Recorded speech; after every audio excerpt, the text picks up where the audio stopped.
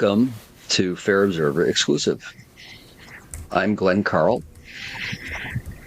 I'm Atul Singh, and today we will examine three issues as usual. In FO Exclusive today, we look at Recep Tayyip Erdoğan winning yet again. He's a serial winner. We then examine Iran, which seems to be in a state of ferment. And from Iran, we will move on to water, just to douse the heat of the Middle East with some coolness. So without further ado, let's go, Glenn. What do you make of what's going on in Turkey? Right. Well, just one sentence, or there are maybe two, on the three subjects. Why these three subjects? Only one of them, I would argue, is clearly linked to the monthly calendar that shapes our selection, and that's the Turkish election, Erdogan's re-election. The other two are not directly related to the month of May or June itself, but are meta issues and globally constantly significant ones, as is in the Turkish election, but only Turkey's directly related in this instance to the calendar. But the reason for the three, and I'll get right into that now, really is the job that I had in my career and that Atul and I try to achieve in our chats, is to look over the horizon, not just to speak about what happened, but what it implies for the future, indicates for the future, and to look a couple of years out if we can. And that's always essentially impossible, but that's the task. And I think here we have three subjects that really fit those criteria. So first, Erdogan has won re-election for 5 years, again, as I think everybody knows. To me, the only surprise really was that it even was as close as it was, because some observer put it well when he said that the election was free but not fair. The table was pretty well skewed so that all of the chips would roll or slide to Erdogan by Erdogan, since he controls the levers of power, and more ruthlessly than a real democrat, bends them and twists them or avoids them for his favor. So what does this... If I may interject, I think there's something else to bear in mind as well, that the opposition was deeply divided. You had the nationalists, the Kemalist party, which is the oldest political party, CHP. You had the Kurdish party, HDP, the People's Democratic Party, or the Democratic Party of the Peoples, whatever you want to call it. And you had Islamists, disaffected Islamists, who have fallen out with Erdogan. So it's a very motley crew, and they have very little in common except for hatred for Erdogan. And that proved to be insufficient. There's also another important factor. They chose a former bureaucrat who has the charisma of a dead mouse. That didn't help them. And Erdogan was able to frame this election in terms of national security. And even though you have record inflation, and I've written about Erdonomics being fundamentally insane, Erdogan has been cutting interest rates at a time inflation has been rising. He's gone completely nutty. He really has the understanding of economics of King Alfred from the 11th century. I mean, it's really just extraordinary, staggering. But despite that, he was able to win because Turkish voters have voted for national security over economic prosperity. He has demonstrated he's a very formidable campaigner. He has demonstrated that he represents this upsurge against the Kemalist state. Mustafa Kemal reinvented Turkey. He changed the script. The Kemalist state being secular, pro-Western in values, not necessarily pro-Western in policies. Exactly. But to make an Islamic society into a liberal with a small L secular society. Exactly. And this secular state was obviously imperfect. Over time, it became corrupt, cronyistic, an elite developed in Istanbul that sneered over its Scotch glasses at the great unwashed in Anatolia. And it was ethnic nationalists. So they took out religious nationalism, which was the hallmark of the Ottoman Empire. The Ottoman Empire, remember, after all, was ruled by a sultan, and that sultan was the Khalifa, the caliph of the Sunni world. And of course, Kemal Ataturk abolished the caliphate, or Turkey did, modern Turkey did, and moved on to a new paradigm. But in that new paradigm, there were atrocities against the Armenians, what the Armenians called the Armenian genocide. There were population exchanges with Greece. And there was ethnic cleansing of the Kurds. So the Kurds have never forgotten that. And therefore, when the CHP and the HDP, the CHP is the oldest party, it is the Kemalist party, and the HDP is the Kurdish party, which has elements of separatism in it. When they tried to get together, it was just a bridge too far. The chasm was too deep and too wide. So modern Turkey was not without its faults and fault lines, and the failure of the promise of modern Turkey has led to the resurgence of going back to the past. And who is Erdogan but a modern-day sultan? Just as Vladimir Putin is a modern-day czar. And he is trying to appeal to that Ottoman nostalgia of Turkey being this great power, of Turkey being this fundamentally Muslim country, and the leader of the Sunni world. And that appeals to the great unwashed in Anatolia. That appeals to a lot of people who are nationalists and want Turkey as a leader, but are disaffected with the Kemalist regime or the Kemalist elites. So, Erdogan has managed to ride many horses, including some Democrats who thank him for getting rid of the military in politics. Over to you, Glenn. Yeah. I don't know if I would say it was the failure of the Kemalist or secular modernizing politics that has led to Erdogan's success, but rather the classic dynamic of the success of the reformers leading to increasing social strain and resentment. It's the same phenomenon, I argue, that has led to the populist rise in many, many countries, the United States, France, the United Kingdom, Russia with Putin, Erdogan, and Turkey. Yeah. The conservative reaction against modernization, the loss of traditional structures, values, truths, the sense of enemy, of disorientation that comes, and why are we losing everything that we are? And I reject it. And Erdogan has been brilliant at he believes he shares those views and brilliant at exploiting them politically. And it doesn't hurt that he manipulates the courts so as to throw in jail or discredit and the media and the academia any plausible significant opponent. And the most likely candidate is playing solitaire in prison right now. So I was not surprised at the result. I was surprised at how close it was, even given all of the advantages that Erdogan has and took and exploited. So what does it mean, though? I think very quickly to point out the fact that in some ways it is not so surprising, given the fact that he bungled the response to the earthquake. The earthquake was tragic, killed thousands of Turks, and given the fact that he has horrendously mismanaged the economy, unleashed inflation, and led to a direct drop in living standards for millions of his country's inhabitants. His knowledge of economics is on the par with Donald Trump's knowledge of epidemiology and medicine, recommending that people drink bleach to cleanse their system of a virus, and Erdogan lowering interest rates to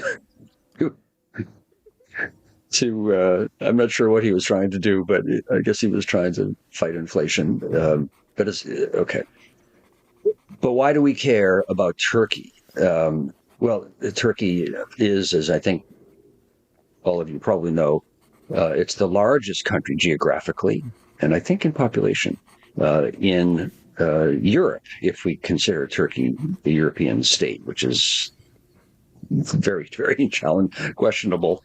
If Europe is geographically defined or culturally defined, it doesn't really fit. But nonetheless, there's part of it across the Bosphorus, and it is part of NATO, after all, Glenn. It's part of NATO, which is really allies. Which is really the crux of the matter, because Turkey, of course, bestrides the Bosphorus and controls access to and from the Black Sea, which is strategically critical. It's always been a rival to, a buffer against, and an opponent of expansionist Russia, which spent centuries moving further to the south and to the west. And Turkey has always been critical that way as a key NATO ally. Also, our listeners should remember that Turkey once had Crimea. That is why you have Tatars in modern-day Russia. And the Russians conquered Crimea from Turkey. And in fact, only the French... it was very recent when that happened. Catherine the Great, perhaps it was, in 1700s. Yeah, apparently her one-eyed lover, Suvorov. That's right. I may be wrong. So Turkey is critical, and I'm not being facetious. It really is strategically quite important for NATO, for the Western European states in this balance of power with Russia, an expansionist Soviet Union, or a revanchist Putin Russia, which seeks to reestablish as much as it can the greater Russia, imperium. Well, so it is significant. 1783. It is 1783. 1783. Okay. Yeah, just so that everyone knows. Yeah. So Erdogan's election is significant in that regard, because whether Turkey, whether NATO to some extent, Erdogan, seeming somewhat paradoxically, his reelection, the pundits believe, may now lead to an easing of tensions with NATO, between Turkey and NATO members, an improvement of relations, a softening of Turkey's position with regard to Sweden's accession, finally Turkey being the only obstacle, agreeing to Sweden's accession, because Erdogan has a need economically and geostrategically of NATO. He's not a friend of Russia, although he deals with Russia, and he's not a friend of Iran, with whom there are tensions in the Middle East, to the south and to the east. So there's an anticipation that relations will improve with NATO, and his election from that regard, from Western military and geostrategic perspectives, is not a bad thing. Economically, he also needs help, because he, as Atul has made very clear, has bungled the economy, not just momentarily, but sort of structurally, long term. He does not seem to have or be willing to listen to anyone who is remotely competent in economic, macroeconomic policy. So he'll be looking to the EU. That is a challenge, Glenn, that Turkey has had recurringly. In fact, there was a long period in which Turkey was called the sick man of Europe. That is, during the latter days of the Ottoman Empire. They missed the boat when it came to industrialization. Right. They were unable to modernize their economy. And even after the formation of the Turkish Republic and the Kemalist Republic, or rather the Kemalist militarized republic, Turkey constantly suffered from depreciation of the lira, inflation. They had to go to the IMF. And our friend Nasir Khilji, who was a senior economist in the US Treasury, has said that Turkey has always managed to get away because it could extract geopolitical rent. It was a frontline state that controlled the Straits of Bosphorus. Ipso facto, they knew that the US would always bail them out.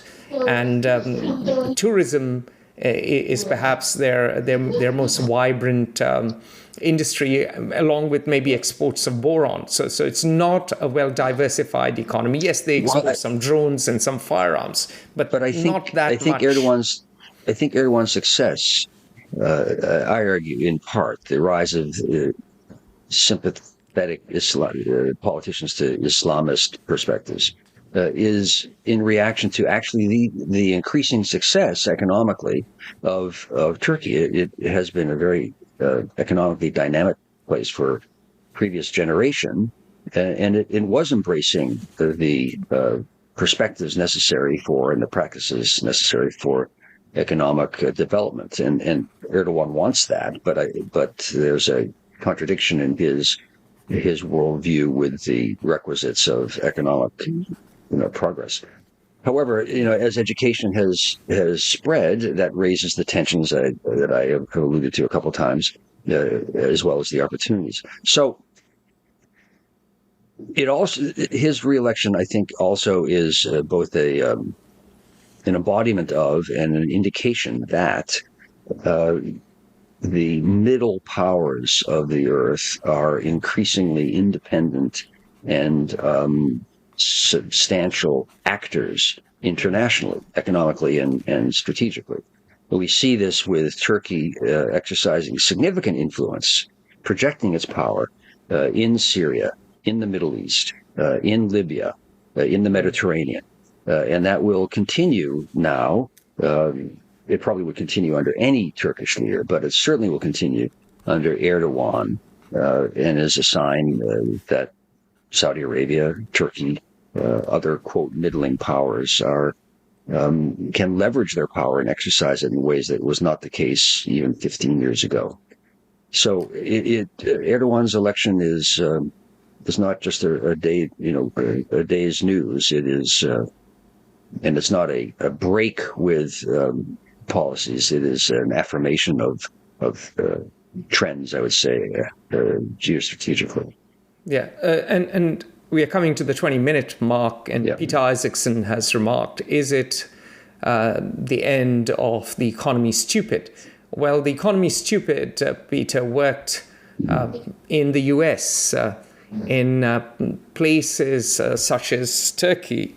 They have different phobias, different fixations, and the imperial hangover of Turkey and this quest for national security, this fear that Turkey may disintegrate, the Kurds may go away, or the Russians may come over, or the Westerners may pressure them, means that the most important national imperative is national security. And if you play that card well, and remember, Kemal Atatürk came to power on that card as well. He was able to beat Western troops. He was to forge a new treaty and create a modern Turkey. So if you can play that card well, whether you use ethnic nationalism or religious nationalism, doesn't matter, then you will be the Sultan. I think, does everyone know who Peter is? Peter is our chief strategy officer, and for a prolific author. Yeah. Peter, I think that your question, if I take the implied point in your question correctly, I think we agree, and you and I agree entirely in that. And it also echoes what I suspect you read today is, I thought, an outstanding editorial by an editorialist named Bret Stephens in the New York Times.